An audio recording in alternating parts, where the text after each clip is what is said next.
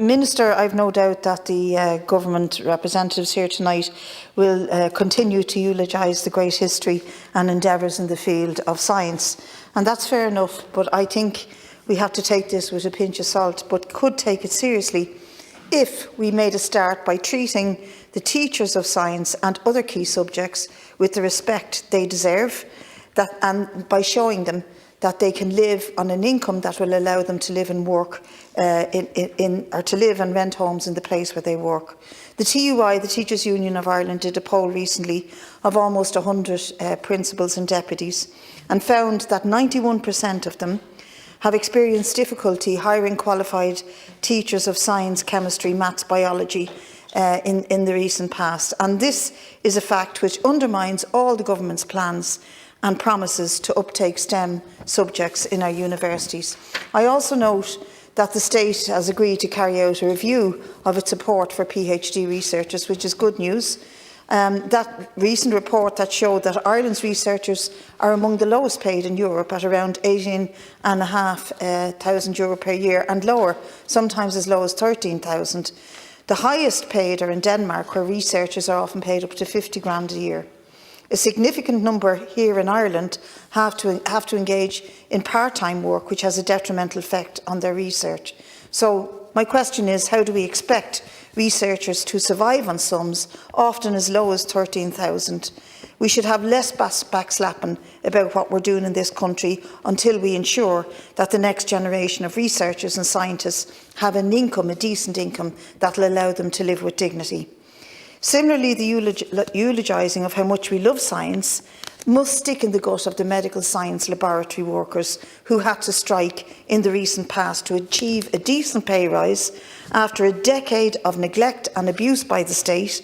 This dispute was fuelled not just by gross pay inequality, but also by the fact that 20% of medical scientist posts have been left vacant in our hospitals, leading to overwork, demoralisation and burnout in this key group of workers. And the entire dispute was an indication of how much respect the state holds for frontline medical workers. The promise of science has been to improve our lives and to liberate humanity from the scarcity imposed by nature.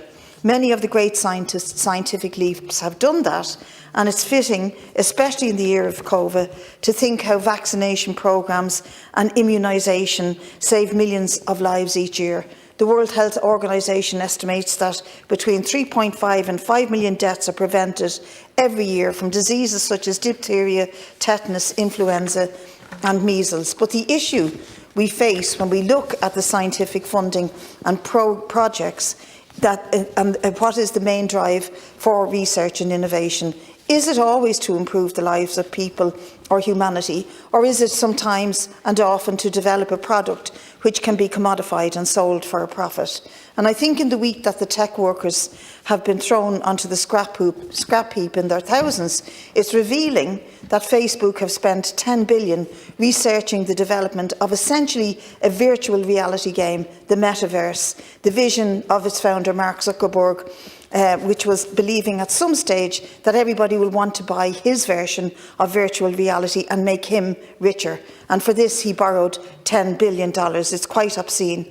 And there's no doubt that many of the world's brightest and best young scientists in many fields have been seconded to help him achieve his vision.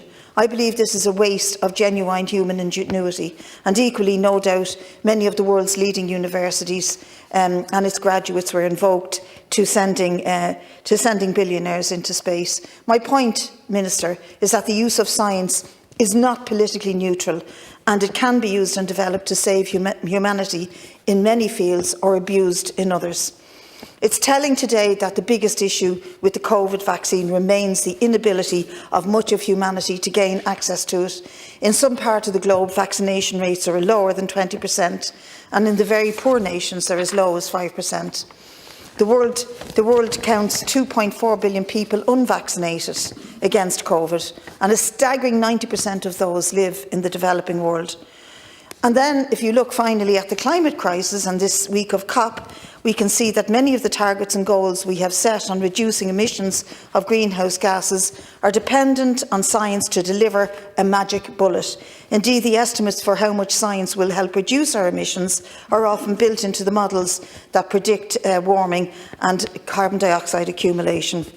We're literally gambling on the future prospect of someone, somewhere inventing something to remove CO2 from the atmosphere, whether it's via carbon capture and storage, or that we are, and at the same time continue to encourage the production of oil and gas.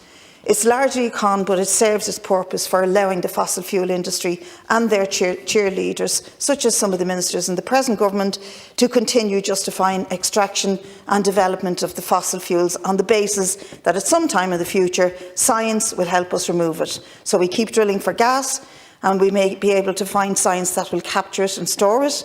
We keep developing the beef and dairy sector, and we can feed the cows seaweed, or we fill our streets with perhaps 1 million private EVs as a solution to having decent public transport, or build a vast array of anaerobic digesters to deal with the byproducts of intensive and unsustainable big agri model. At every turn, science is used not to address the climate crisis, but to find ways to continue with business as usual. Whether it's in climate or medical science, it is true that science is under attack by the right as never before.